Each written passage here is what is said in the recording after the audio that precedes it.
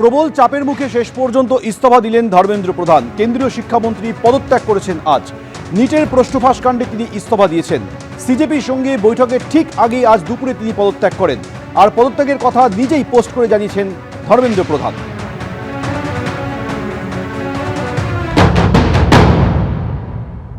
উচ্চ পর্যায়ে কোনো বৈঠক হয়েছে, পরিস্থিতির নিয়ন্ত্রণ করাটাই সরকারের সবথেকে বড় দায়িত্ব। এখানে ইগো, কারুর হার জিত এ কোনো কিছুই নেই।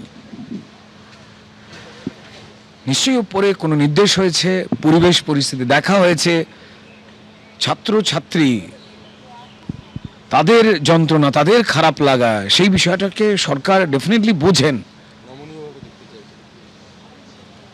হ্যাঁ, যদি সেই ক্ষেত্রে হয় তাতে অসুবিধে কোথায়? আমাদের অভিভাবকদের, আমাদের যদি বাড়ির যারা সন্তান থাকে তারা যদি কখনো এমন কোনো কথা বলেন যে কথার মধ্যে কোথাও হয়তো যুক্তির একটু স্থিরতা কম, তবু তো অভিভাবককেই সেটাকে মানতে হয়। এটাই তো অভিভাবকত্বের দায়িত্ব। অর্থাৎ প্রবল চাপের মুখে অবশেষে পিছু হটল মোদী সরকার। সিজেপির যে মূল দাবি ছিল ধর্মেন্দ্র প্রধানের ইস্তফা, ধর্মেন্দ্র প্রধান ইস্তফা দিলেন এবং সেখানেই মান্যতা দিল কেন্দ্রীয় সরকার। আজকে যে তৃতীয় দফার বৈঠক হওয়ার কথা ছিল, যে বৈঠক হওয়ার পর আন্দোলন প্রত্যাহার করে নেয় সিজেপি, সেই বৈঠকের আগেই ইস্তফা দেন কেন্দ্রীয় শিক্ষামন্ত্রী ধর্মেন্দ্র প্রধান। এরপর অভিজিৎ দীপকে কি বলেছেন?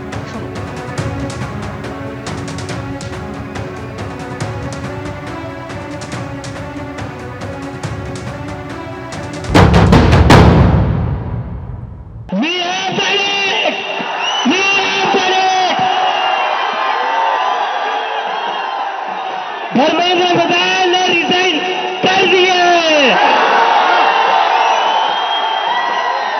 We have flourished it. क्या कहते थे ये? क्या कहते थे? इस सरकार में इस्तीफे नहीं होते। क्या कहते थे? इस सरकार में इस्तीफे नहीं होते। हम कहना चाहते, झुकती है दुनिया, झुकाने वाला चाहिए।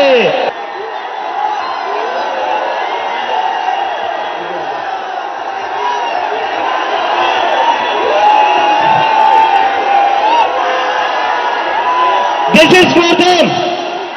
ये उन सभी बच्चों के लिए जिनकी जिंदगी धर्मेंद्र प्रधान ने लिए थी। बहुत बड़ा मुद्दा है आरएसएस का जो कैप्चर है हिंदुस्तान के सिस्टम पर, एजुकेशन सिस्टम पर। अगर मोदी जी की गलती है तो उतनी ही गलती आरएसएस की है, क्योंकि दीमक का काम आरएसएस ने किया है।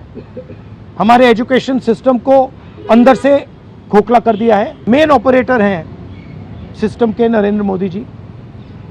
उनको हिंदुस्तान के स्टूडेंट्स से अपोलोजाइज करना चाहिए। We hold Mr. Amit Shah directly responsible for the violence that has taken place against our students. NEET প্রশ্নফাঁসের প্রতিবাদে জেনজিদের আন্দোলনের চাপে অবশেষে কেন্দ্রীয় শিক্ষামন্ত্রী ধর্মেন্দ্র প্রধান তিনি ইস্তফা দেন। প্রবল চাপে ইস্তফা কেন্দ্রীয় শিক্ষামন্ত্রী ধর্মেন্দ্র প্রধানের। সিজেপির সঙ্গে বৈঠকের ঠিক আগেই পদত্যাগ করেছেন কেন্দ্রীয় শিক্ষামন্ত্রী ধর্মেন্দ্র প্রধান। তারপর সিজেপির সঙ্গে কেন্দ্রীয় সরকারের বৈঠক হয় এবং সেই বৈঠকে তিনটে যে দাবি ছিল সিজেপির, সেই দাবি মেনে নেওয়া হয়। তারপর আন্দোলন প্রত্যাহার করে সিজেপি। প্রবল চাপে ধর্মেন্দ্র প্রধানের ইস্তফা, কেন্দ্রীয় শিক্ষামন্ত্রী পদত্যাগ করেন। আজকে যে তৃতীয় দফার বৈঠক ছিল, সেই বৈঠকের আগেই পদত্যাগ ধর্মেন্দ্র প্রধানের।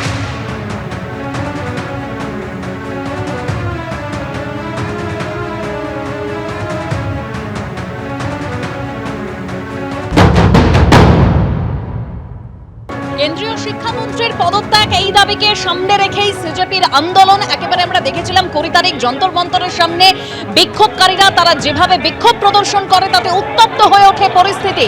তারপর বৈঠক হয় সিজেপির প্রতিনিধিদের সঙ্গে এবং তারা তাদের এই দাবি কেন্দ্রীয় সরকারকে জানায়। এরপর আজকে যেটা দেখা গেল যে একেবারে জেনজিদের এই আন্দোলনের চাপে পড়ে নতি স্বীকার করতে হলো কেন্দ্রীয় সরকারকে। ধর্মেন্দ্র প্রধান তিনি ইস্তফা দেন এবং তারপরেই সিজেপি সমর্থকদের মধ্যে উল্লাসের ছবি ধরা পড়ে।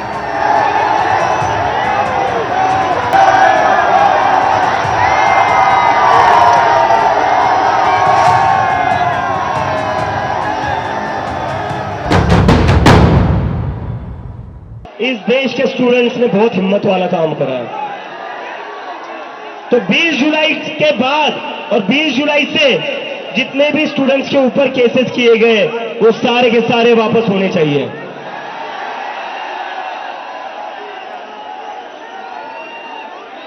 And to the people of India, to भैया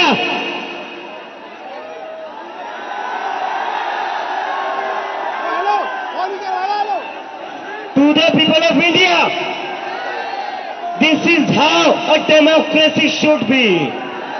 ये लोकतंत्र है, ये लोकतंत्र है।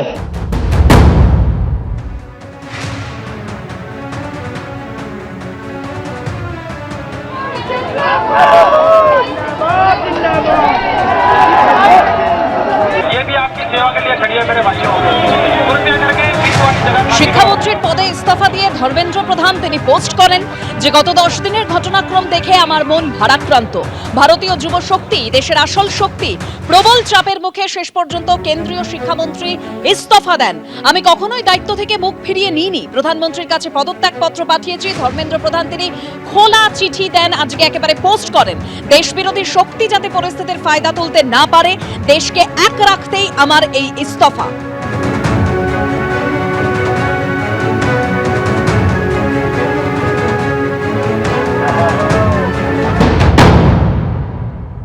सबको बहुत बहुत बहुत बधाई। हमारे देश के युवाओं को, जेनजी को बहुत बधाई। बहुत खुशी की बात है, आप लोगों का संघर्ष रंग लाया। धर्मेंद्र प्रधान को अल्टीमेटली इस्तीफा देना पड़ा। ये पूरी डेमोक्रेसी की बहुत बड़ी जीत है। हमारे देश में लोगों का जनतंत्र से भरोसा ही उठ गया था।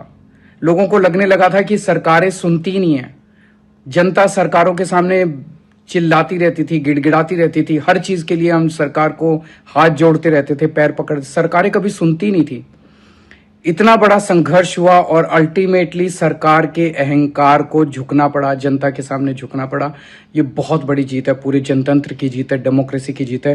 और सरकार को भी अब समझ लेना चाहिए कि आपको जनता की सुननी पड़ेगी। ये डेमोक्रेसी है, democracy is by the people, of the people, for the people. मैं उम्मीद करता हूं कि सरकार नीट के सिस्टम को ठीक करेगी ताकि अगली साल अब से पेपर लीक होना बंद हो जाए इस देश के अंदर। अब हमारे बच्चों को आत्महत्या ना करनी पड़े। एबीपी आनंद एगिए थाके एगिए राखे।